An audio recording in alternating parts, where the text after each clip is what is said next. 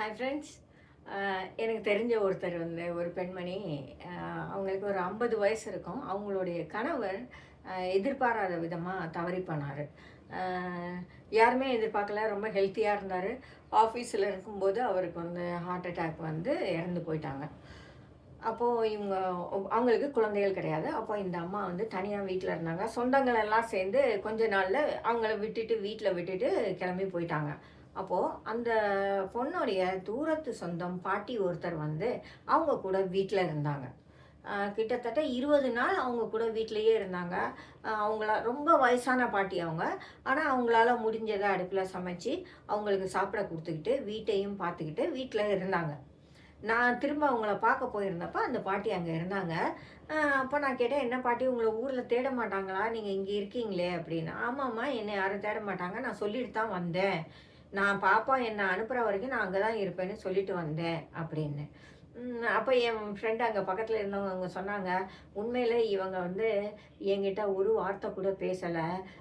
என்னைய வந்து ஆறுதல் சொல்லணும்னு நினச்சி அவங்க எதுவுமே பேசலை.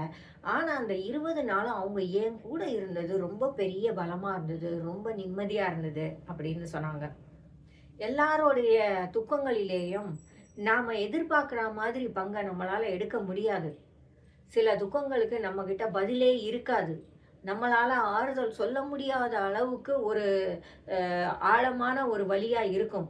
அப்படி இருக்கும்போது, அவங்களுக்கு நம்ம வார்த்தைகளால பதில் சொல்றத விட, அவங்க கூட இருந்து, அவங்களுக்கு தேவையான விஷயங்கள செஞ்சு குடுத்து, அவங்களுக்கு துணையா இருக்கிறதன் வழியா, அவங்க வலிகள நம்மளால பகிர்ந்து கொள்ள முடியும். அத நான் பிராக்டிகலா நிறைய இடங்கள்ல பார்த்துருக்கிறேன். நாம பதில் பேசணும்னு அவசியம் இல்ல. கவலைப்படாதீங்க, நான் இருக்கேன்னு சொல்ல வேண்டிய அவசியம் இல்ல. ஆனா, அவங்க கூட இருக்கணும். அவங்களுக்கு தெரியும், நமக்குன்னு ஒரு துணை இங்க இருக்கு அப்படின்னு. அந்த நம்பிக்கையை நம்மளுடைய பிரசன்ஸ், நாம அங்க இருக்கிறதன் வழியா அவங்களுக்கு குடுக்க முடியும். அப்படி குடுக்கும்போது, அவங்க இன்னும் கொஞ்சம் தைரியமாவும், நம்பிக்கையோடும் தன்னுடைய துக்கத்தை எதிர்கொள்வாங்க.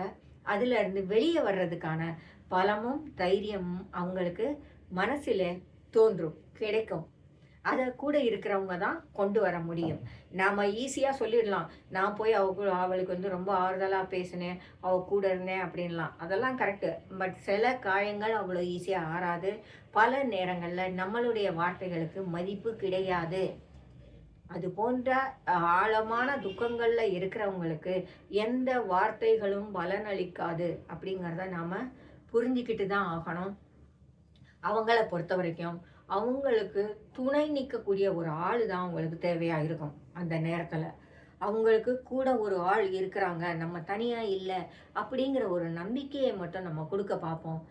தானே அவங்க அதிலருந்து வெளியே வருவாங்க. நாம பேசுறதுக்கான காலம் வரும். அது கொஞ்ச நாள் கழிச்சு தான். ஏன்னா, நம்ம எல்லாராலயும் அது மாதிரி ஒரு ஆழமான பிரச்சனைகள, துக்கங்கள அ அனுபவிச்ச அனுபவங்கள் நமக்கு இருக்காது. அதனால நமக்கு என்ன சொல்லணும்னு தெரியாது. நம்முடைய வார்த்தைகள் ரொம்பவும் மேலோட்டமா தான் இருக்கும். அதுவே அதுக்கு பதிலா நாம அவங்க கூட இருந்து பாருங்க. நாம அவங்க கூட இருந்து பார்ப்போம். அப்படி இருக்கும்போது அவங்களுக்கு நம்ம மேல நம்பிக்கை வரும்.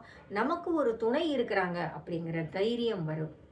சில சமயங்கள்ல வார்த்தைகள விட நம்மளுடைய இருப்பு தான் தேவையா இருக்கும். அத நாம கொடுக்கறதுக்கு முன் வருவோம்.